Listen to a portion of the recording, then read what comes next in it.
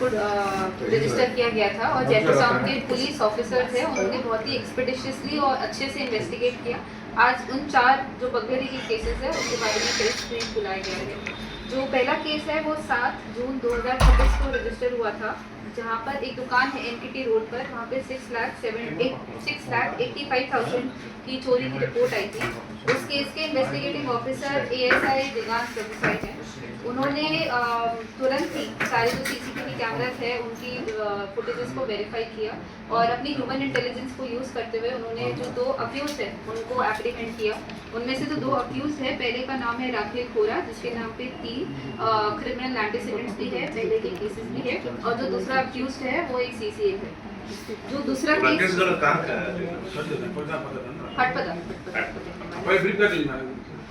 जो दूसरा केस है वो 13 जून 2026 को रजिस्टर हुआ था, जिसके अंदर विक्रम देव छत्रबाज कैंपस के अंदर जो फर्नीचर और फिक्सचर्स की चोरी की कंप्लेंट आई थी, उस केस के investigating officer ASI KPCH Mishra है।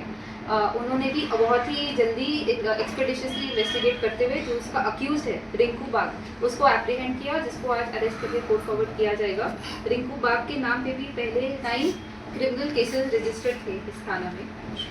जो तीसरा केस है वो 16 जून 2026 को रजिस्टर हुआ था।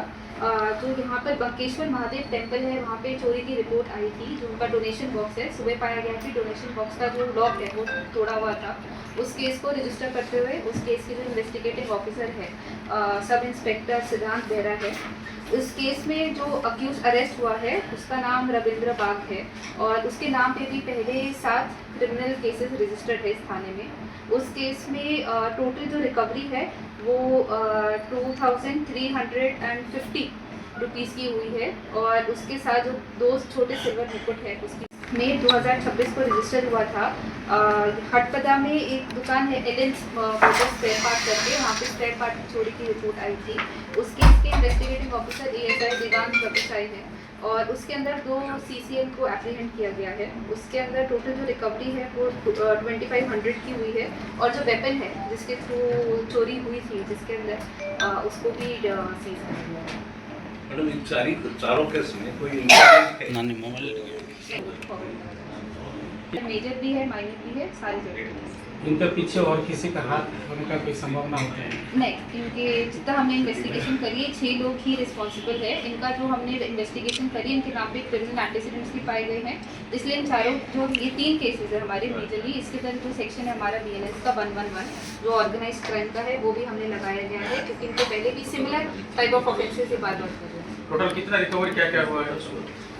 जो टोटल रिकवरी पाकी 3 लाख अमाउंट की हुई है। जो पहला केस है इसके अंदर 6,85,000 की चोरी हुई थी NKT रोड पर, उसके अंदर मेजॉरिटी रिकवरी हुई है।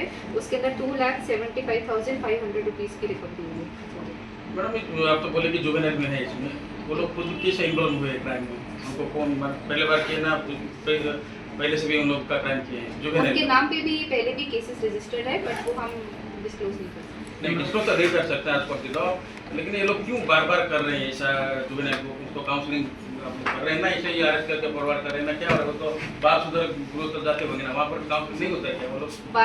जो हमारा लॉ है JJB एक्ट के अंदर हम उन्हें JJB बोर्ड के सामने फॉरवर्ड करते हैं उनको भी, बट क्योंकि हम देख रहे हैं कि उनका भी दूसरा या तीसरा केस आया है, तो उसके अंदर हम देखेंगे कि हम क्या कर सकते हैं कि वापस उनके नाम नहीं, threat to the society because disposing to the society and accordingly जो इस केस में हमने जुवेनाइल्स को डिटेन किया हुआ है, हम उनके अंदर क्या कर सकते हैं, स्पेशली जो यूथ है हमारी सोसाइटी की जयपुर जब आप इंट्रोडक्शन करते होंगे उन लोग बोलते होंगे ना कि क्यों ये लोग बार बार क्राइम को आ रहे हैं, क्राइम के अंदर आ रहे हैं? इससे कोई पर्टिकुलर रीजन नहीं है, बट हमें जो जनरल रीजन दूसरे क्राइम और इस क्राइम में मिलते हैं, जनरली पॉवर्टी के कारण मिलते हैं, कि उनको पैसा चाहिए होता है, घर के लिए चाहिए होता है, या कोई भी अपने पर्सनल नीड के लिए घर से पैसा नहीं मिलता तो कहाँ या फिर डिस्ट्रिक्ट पुलिस?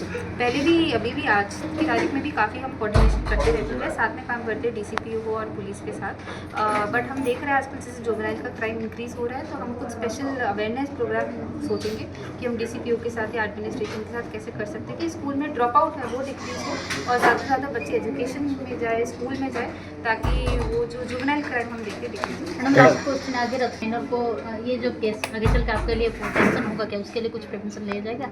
उसके लिए मैं बोला जो इंजेक्शन हो गया, दूसरे जो ड्रग्स हैं हम देख रहे हैं, इसके ऊपर पुलिस एक्टिवली काम कर रही है। पुलिस हम specially Jaipur town police station हो गया या दूसरे थाना हो गया, वहाँ पे भी हम बहुत एक्टिवली इसके लिए काम करते हैं। रिसेंटली केसेस भी रजिस्टर हुए हैं इंजेक्शन के लिए। तो एक तो काम आगे कि हम सप्लाई पे काम करें, हम ज़्यादा केसेस को रजिस्टर करें और लोगों को अरेस्ट करें जो इसके अंदर इन्वॉल्व है। दूसरी तरफ डिमांड को कम करने के लिए अगर हम इंश्योर करें कि जो जुवेनाइल वो खुद भी ना डिमांड करे, तो उसके लिए एक तो ये होगा कि जैसे मैंने आपको पूरा एजुकेशन हो गया, पेरेंट्स का इसमें काउंसलिंग का रिक्वायरमेंट हो गया, हमारी दूसरी सोसाइटी के स्टेक होल्डर DCP हो गया, एडमिनिस्ट्रेशन, उनकी तरफ से भी हम अगर हम साथ मिलकर काम करेंगे तो हम डिमांड भी इंजेक्शन का डायरेक्टली कम होगा। Okay, thank you.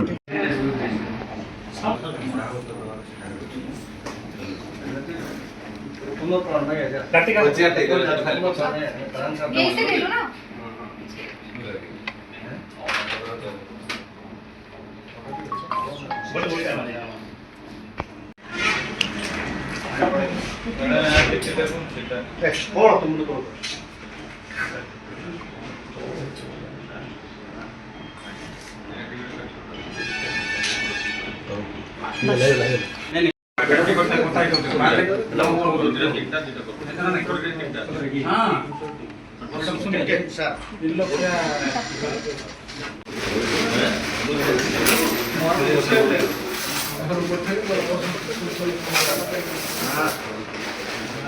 दक्षिण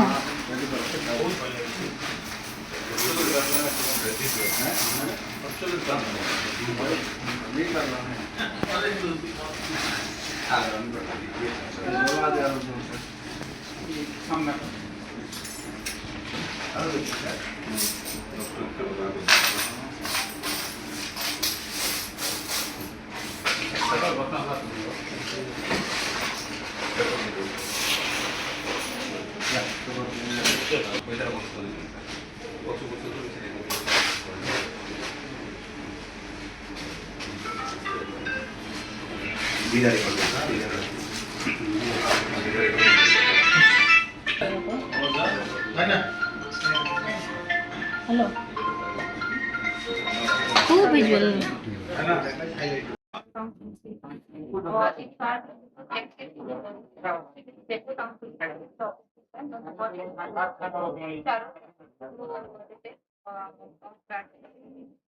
केसेस है, इसके अंदर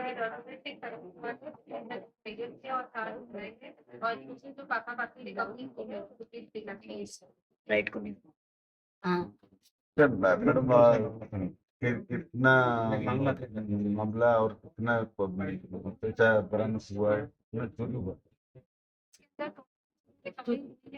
पापा काफी 3 लाख की रिकवरी तो 7 पकड़े हैं। हमारे 4 केसेस थे, 4 अलग केसेस चोरी हुई थी। जो पहला है वो LN मोटर्स करके स्पेयर पार्ट की दुकान बादाम में वहाँ पे। दूसरा विक्रम देव छत्रबाज कैंपस। तीसरा जो है वो HVT रोड पे एक दुकान है, वहाँ पर चोरी हुई थी। और जो चौथा है बंकेश्वर महादेव टेम्पल है, वहाँ पे टेम्पल है। जो माइनर मेजर सब कितने लोग हैं उनके नाम पे पुराना कुछ केस वगैरह है? टोटल जो अरेस्ट हुआ है वो 6 लोगों का हुआ है, जिनमें से 2 मेजर है और 4 माइनर है। मोस्टली सबके नाम पे एंटीसिडेंट्स भी है। इसमें जो हमारी सेफ्टी केसेस है, इसके अंदर हमने जो हमारा BNO का सेक्शन 111 वो भी ऐड करा है। इसमें बार-बार ये क्राइम हो रहा है तो ग्रेविटी और ग्रेव ऑफेंस को देखते हुए इस सेक्शन को भी ऐड देखिए मैडम, जैसे कि पता चल रहा है कि जो जुवेनाइल्स है, पहले से उन लोगों का जो पेरेंट्स है उन लोगों को पता होता है कि उन लोगों के बच्चे ऐसे क्राइम करते हैं, तो वो जो पेरेंट्स है उन लोगों के लिए क्या मैसेज रहेगा? मैं जुवेनाइल पे एक चीज़ फोकस करना चाहूँगी, स्पेशली पेरेंट्स हो गए, सोसाइटी एट लार्ज के लिए। जो जुवेनाइल जो हमारे फ्यूचर है हमारी सोसाइटी का, तो सबसे इम्पोर्टेंट जो जुवेनाइल हमारे बच्चों के लिए होता है वो है एजुकेशन। एजुकेशन के कारण वो अपना फ्यूचर बिल्ड कर सकते हैं, अपना जो एस्पिरेशन है उसको एस्पायर कर सकते हैं। तो इसलिए हम भी जो काम करते हैं, इसलिए हमारे काम है इन्वेस्टिगेशन क्राइम करने का, दूसरा है प्रिवेंशन का। तो इसलिए आगे पुलिस की भी ये कोशिश रहेगी कि हम ये मैसेज को स्प्रेड करें कि जो पेरेंट्स है, स्पेशली पेरेंट्स है, टीचर्स हो गए, दूसरे स्टेक होल्डर्स हो गए, एडमिनिस्ट्रेशन हो गया, हम ज़्यादा से ज़्यादा एजुकेशन पे फोकस करें, ड्रॉप आउट्स को देखें, क्यों ड्रॉप आउट हो रहे हैं हमारे स्कूल में से।